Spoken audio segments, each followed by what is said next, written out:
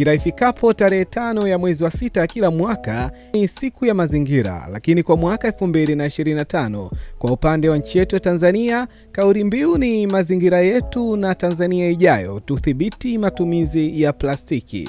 Lakini kwa upande wa wilaya ya Masasi, sisi kama Fadhila TV tumepata nafasi ya kuzungumza na afisa mazingira kutoka halmashauri ya mji wa Masasi, ndugu Julius Daudi Mwikalagale, ambapo yeye ni miongoni mwa wasimamizi wa kituo cha kutolea elimu ya mazingira kwa vitendo. Na hapa tupate nafasi ya kumsikia kwa vitendo ni kwa namna gani uharibifu wa mazingira pamoja na mjumuisho wa taka umekuwa ni chanzo cha uharibifu wa mazingira katika jamii yetu. Mimi naitwa Blenga na hii ni Fadhila TV. Kwa majina naitwa Julius Daudi Mwikalagale, afisa mazingira halmashauri ya mji wa Masasi. Leo hii tarehe 5 Juni 2025 ni siku ya maadhimisho ya mazingira duniani, na leo tupo katika halmashauri ya mji wa Masasi katika kituo cha kutolea elimu ya mazingira. Kituo hichi cha kutolea elimu ya mazingira kinatoa elimu ya mazingira, ya uhifadhi mazingira na utunzaji mazingira kwa vitendo kwa shule za msingi, sekondari, vyuo na jamii ya Masasi kwa ujumla. Leo katika siku hii muhimu ya tarehe 5 Juni 2025, dunia inaadhimisha sana kampeni ya kutokomeza uchafuzi wa mazingira kwa taka za plastics. Leo katika kituo chetu cha kutolea elimu ya mazingira tutajifunza namna gani uharibifu wa mazingira pamoja na mjumuisho wa taka za plastics na mjumuisho wa shughuli za kibinadamu zinavyopelekea uharibifu wa mazingira na kusababisha mabadiliko ya tabia ya nchi. Leo kwa kupitia picha zetu hizi tutajifunza kwa vitendo. Picha namba 1 inaonyesha shughuli za kibinadamu zinazoweza kupelekea mabadiliko ya tabia ya nchi. Hapa inaonekana kuna binadamu anaonekana kuna taka zinachomwa na pia anafanya uchafuzi wa mazingira kwa kutupa taka ovyo. Taka hizi ni sumu sana katika mazingira yetu. Kwani tukichafua mazingira kwa kutupa taka ovyo, itaweza kupelekea uzalishaji wa sumu katika mazingira yetu. Na sumu hizo ni hewa chafu, kitaalamu zinaitwa carbon dioxide, hewa za carbon. Tukichoma taka ovyo zinaweza kuzalishwa, na pia tukitupa taka ovyo zinaweza kuharibu mfumo wa maisha yetu kwa kuchafua maisha ya viumbe hai wanaoishi katika ardhi yetu, na pia tunaweza kuchafua vyanzo vya maji.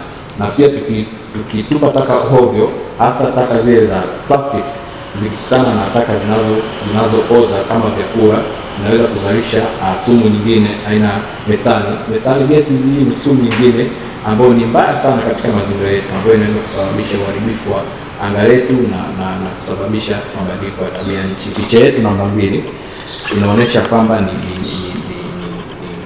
kuna uchomaji wa misitu unaendelea, ukataji wa miti ovyo na kilimo kisichofuata taratibu bora za kimazingira na taratibu bora za kilimo. Kwa hiyo inaonyesha wananchi wanakata miti, kitaalamu wanaita cutting of trees, burning of land, kuchoma misitu kwa ajili ya kilimo, ya agriculture activities. Kwa hiyo hii pia inakuwa ni changamoto sana ambayo hizi ni shughuli za binadamu zinazoweza kusababisha uchafuzi wa mazingira. Uchafuzi unatokeaje? Miti hii iliyokatwa hapa katika mazingira yetu ndio miti ambayo inaweza kutusaidia sana kufyonza, kunyonya zile sumu ambazo zinazalishwa na shughuli za binadamu. Kwa hiyo hapa pia tunaenda kuzalisha tatizo lingine. Tunakata, wakombozi wetu ni miti, tunaikata, kwa tunakuwa tunakosa msaada. Na pia uchomaji wa misitu ovyo unapelekea kuharibu maisha ya viumbe hai. Hii inaonyesha kuna kitu kinaitwa kitaalamu deforestation, ukataji wa miti ovyo. Tunakata miti bila kurejesha miti, na ukiangalia katika eneo hili kuna hali ya ujangwa imeshaanza kutokea. Tumeshaanza kuona madhara ya ukataji miti ovyo katika mazingira yetu. Kwa hiyo hii hali ni hatari sana katika maisha yetu. Mabadiliko ya tabia nchi yanaweza kusababisha joto, kuongezeka kwa joto duniani. Kitaalamu kuna kitu kinaitwa global warming, kuongezeka kwa joto duniani, mabadiliko ya tabia nchi yanaweza kupelekea upotevu wa viumbe hai, ecosystem life ikaweza kuharibika, ikawa disrupted, ikaharibika. Na pia tunaona hapa shughuli za binadamu zilikuwa zinaendelea, wananchi hawa wakiwa wanatumia chainsaw kukata miti, wanakata miti kwa ajili ya kuweza kujipatia kipato, kwa ajili ya kuweza kuandaa matumizi mengine ya hili zao la miti. Picha yetu hii pia inaonyesha namna gani shughuli nyingine za binadamu zinaweza kupelekea uharibifu wa mazingira. Hapa tunaona uchomaji wa misitu ukiendelea, na pia shughuli za uchomaji wa misitu kwa ajili ya kuweza kujipatia mkaa na vitu vingine vinaendelea. Pia tunaona ukataji miti ukiwa umeweza kufanyika hapa, na pia tunaona hapa kuna uchafuzi wa mazingira. Hapa kuna jamii ya watoto inaonekana wanachafua mazingira katika vyanzo vya maji, na inaonekana pia kuna uchafuzi wa mazingira wa utupaji wa taka ovyo. Hii pia ni changamoto sana katika mazingira yetu, kwa sababu tunapochafua mazingira hasa katika vyanzo vya maji tunaenda kuharibu viumbe hai wanaoishi kwenye maji. Kuna changamoto sana ya kimazingira ya upotevu wa viumbe wanaoishi kwenye maji. Kitaalamu tunaita deterioration of aquatic ecosystem. Inapungua sana, inaharibika sana kwa sababu tunachafua vyanzo vyetu vya maji, tunachoma misitu, tunaharibu vyanzo vya maji. Kwa hiyo hii ni moja ya changamoto ambayo tunakutana nayo kwenye mazingira. Na utunzaji wa mazingira ni maisha yetu. Tukihifadhi mazingira, tutatunza vyanzo vya maji. Tukitunza mazingira, tutatunza maisha ya viumbe hai.